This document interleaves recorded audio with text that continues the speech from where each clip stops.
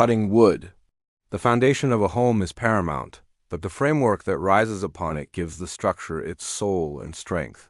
For centuries, timber has been the material of choice for this framework, a testament to its durability, beauty, and connection to nature. Preparing this timber is not merely a step in the construction process.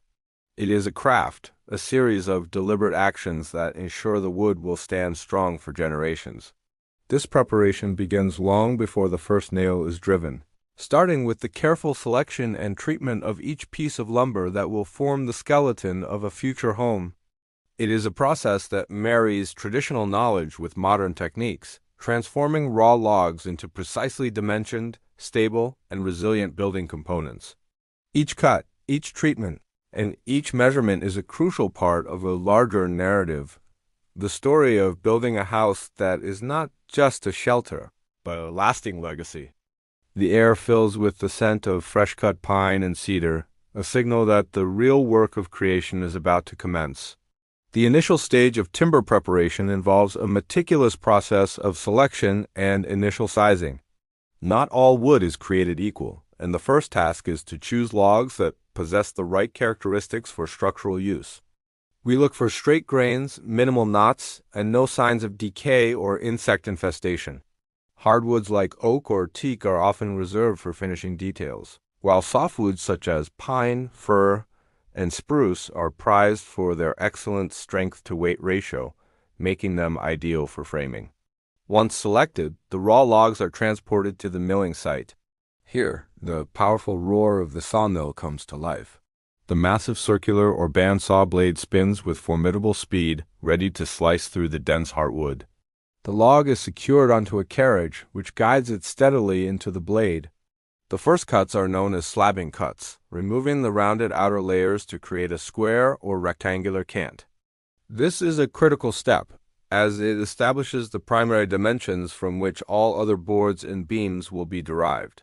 The sawyer, a master of their craft, must read the log's internal structure, deciding the best way to cut it to maximize yield and structural integrity, a skill honed over many years of experience.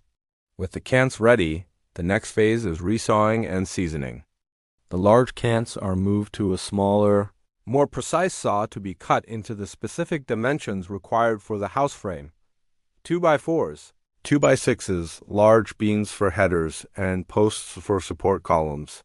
Each piece is measured with exacting precision, as even a small deviation can cause significant problems during assembly.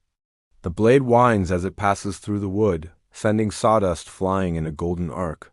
As each board is cut, it is stacked with spacers, or stickers, placed between each layer. This stacking method is crucial for the seasoning, or drying process.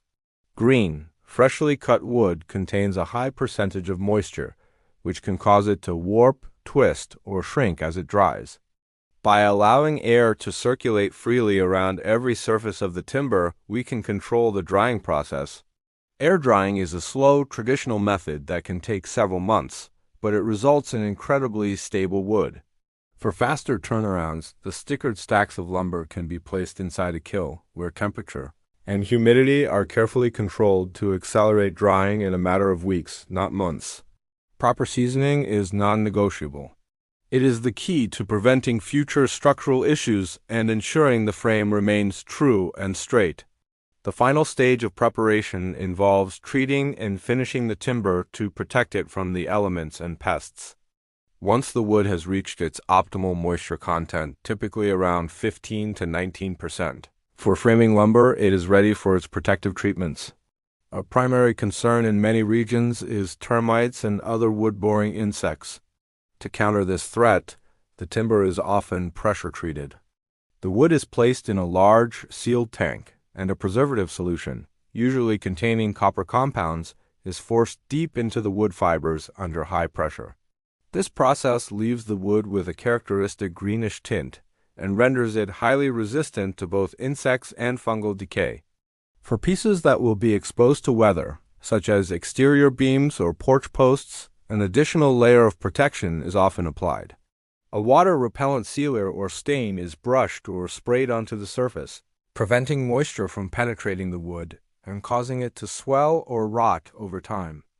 This final act of preparation ensures that the timber, now fully seasoned, sized, and shielded, is ready for its ultimate purpose: to be joined together piece by piece, forming a strong, enduring framework that will shelter a family for decades to come. Cutting wood.